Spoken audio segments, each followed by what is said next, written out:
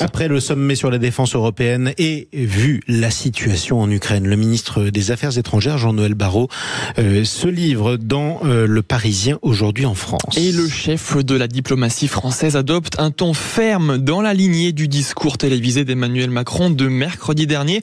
Il appelle à faire bloc face à la Russie. Alors écoutez bien ce qu'il déclare au sujet du chef du Kremlin. Vladimir Poutine fait preuve d'une grande fébrilité face à l'Ukraine et ses alliés qui ont affirmé avec force dans leurs échanges avec l'administration américaine leur détermination à mettre fin à cette guerre. Il dénonce également l'escalade verbale du président russe. Le fait que Poutine brandisse la rhétorique nucléaire n'est pas inhabituel. C'est totalement irresponsable de la part d'un pays membre permanent du Conseil de sécurité de l'ONU.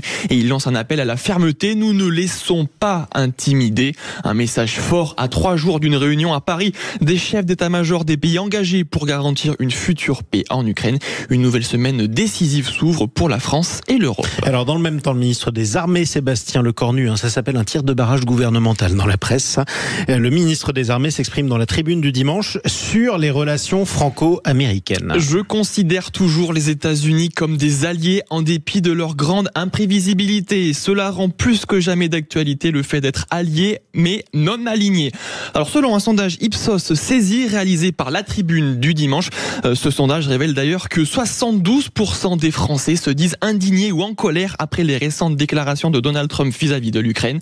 Dans ce contexte de tension entre Américains et Européens, la France veut affirmer son influence sur la scène mondiale et ça passe par une augmentation du budget. Sébastien Lecornu l'affirme, un budget autour de 100 milliards d'euros par an constituerait le poids de forme idéal pour nos armées françaises. Et comment financer précisément ces 100 milliards d'euros, cette économie de guerre, en tout cas qualifiée comme telle?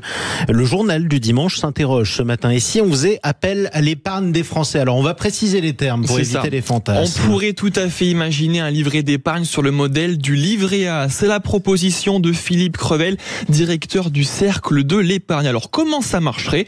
Ce livret spécial servirait à financer les armées de la même manière que le livret A finance les logements sociaux.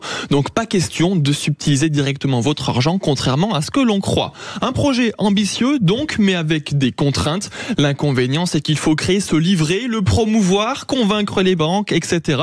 Cela prendrait du temps, tandis que le livret A, lui, dispose déjà de fonds massifs fléchés vers les PME, c'est ce que nous dit l'économiste. Reste à savoir si les Français accepteraient de voir leur épargne financer l'industrie militaire. Mais une chose est sûre, Sébastien Lecornu l'affirme dans la Tribune du dimanche, l'épargne populaire et volontaire fait partie des idées intéressante à creuser. Oui, on en reparlera. Voilà, surtout n'ayez pas peur. On n'a jamais été servir dans vos comptes courants ou dans vos livrets A pour financer quoi que ce soit. Ce ne sera pas davantage pour l'armée. Merci beaucoup Théo Ampy.